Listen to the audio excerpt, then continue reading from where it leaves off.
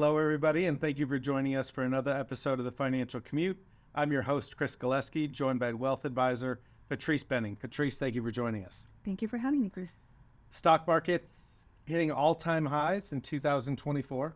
Most of the headlines around, corporate earnings and, technology and chip makers reporting earnings that are causing their stock to soar through the roof. Fears of a recession are pushed out farther into the future. The Fed potentially not lowering interest rates anytime soon. But that's not the full story. It reminds me a little bit about the other day when I went to go pick up my daughter from school.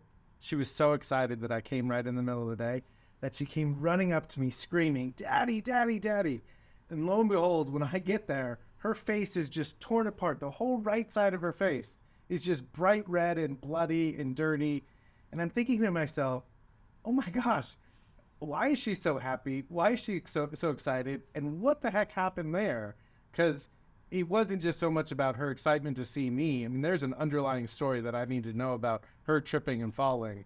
And so we're going to talk a little bit about the excitement that's going on, but also some underlying risks that we're seeing out there that people should be aware of, right? Oh, that's probably the best analogy and visual that you could possibly give to Trace, this. you should have seen it. It was her whole face. Yeah. I wasn't, yes. I hope she's doing better now. Well, you know her. She's extremely resilient. Yes, Yeah. I do. But again, in the headlines and what we're seeing sort of in the markets, the S&P 500 touched an all-time high, 5,000. Pretty impressive. If you closed your eyes the last few years and you woke up, you might be surprised. You might not. I don't know. But it's been a little bit of a roller coaster coming off of 2022, 2023, with stocks playing more of a seesaw or a volatile trend. There's been nothing but talks about inflation and the Fed raising interest rates, wanting to tighten, put controls on the system to tighten and get control over inflation. But then here we are here, January of 2024, and the economy and the market is just ignoring all of it. What are your thoughts about that?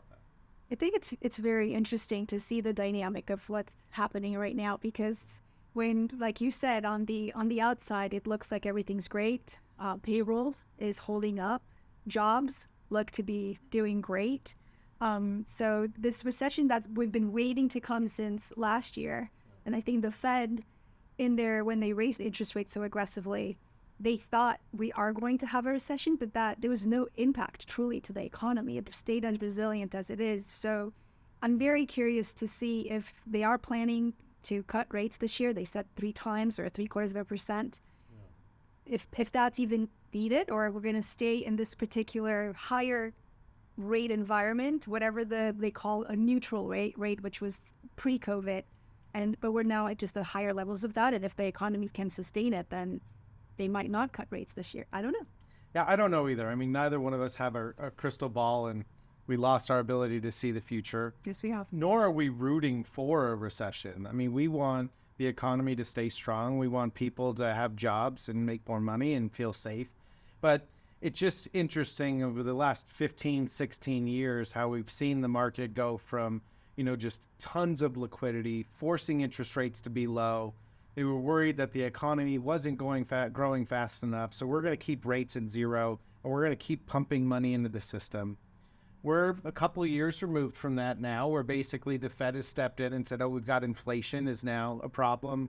We have to no longer print money, and we've got to start raising interest rates.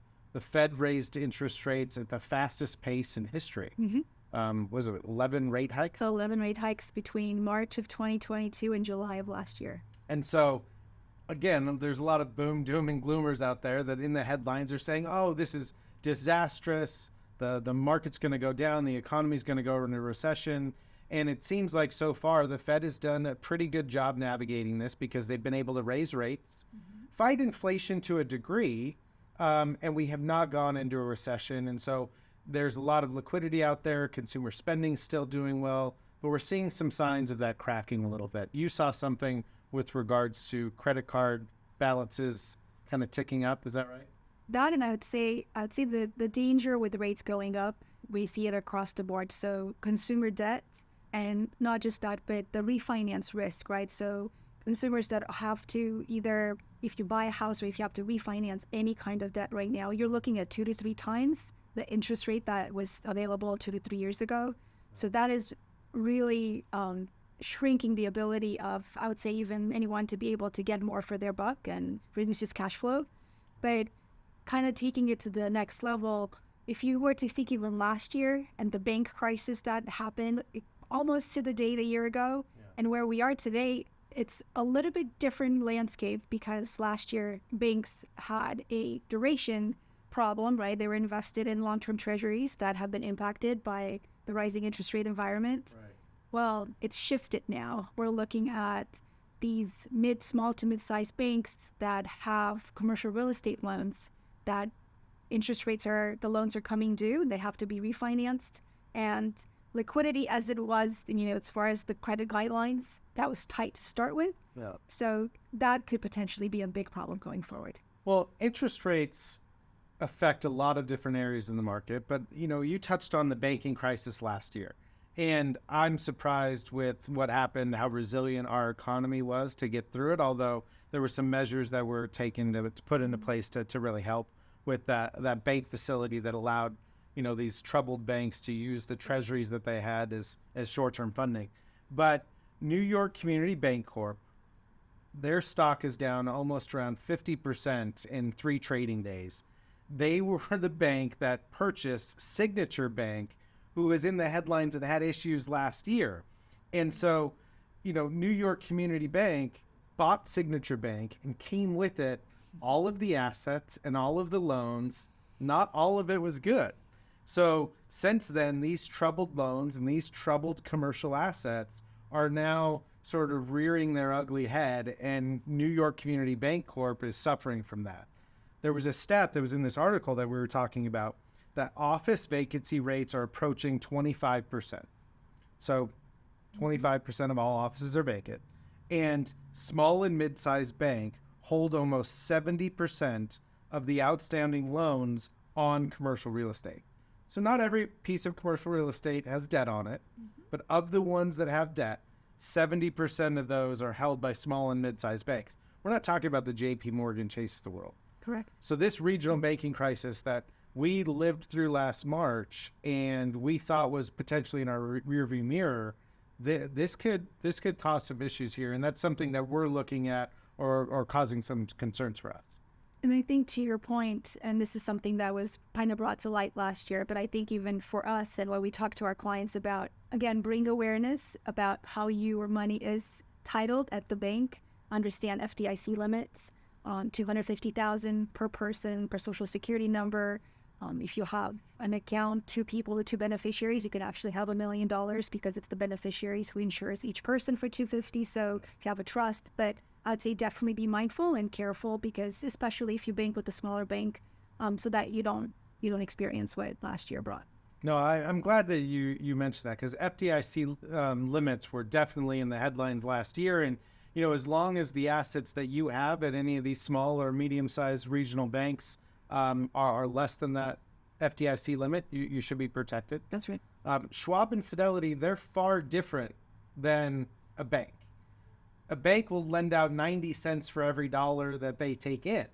So, technically, you could have a bank run on any institution, including JP Morgan. And if enough people woke up one day and said, hey, I want you to give me my money, JP Morgan doesn't have it necessarily sitting there.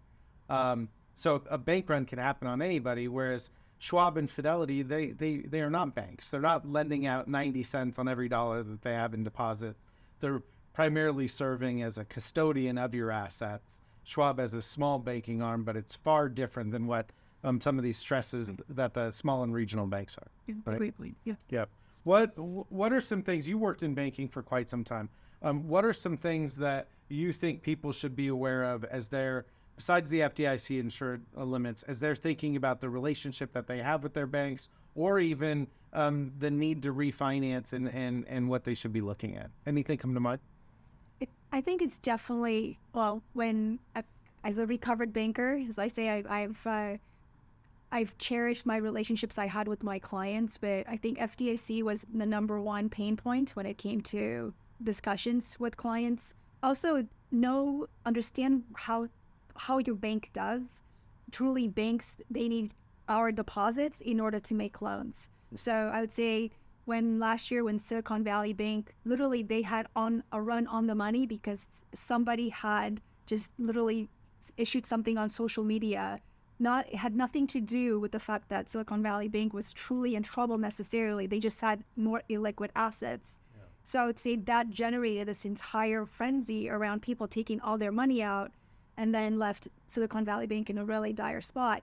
So I'd say understanding even how a bank operates. You can ask, you can talk to your banker, and even you get the public information for, I would say, most of the banks out there, unless you're with the credit union.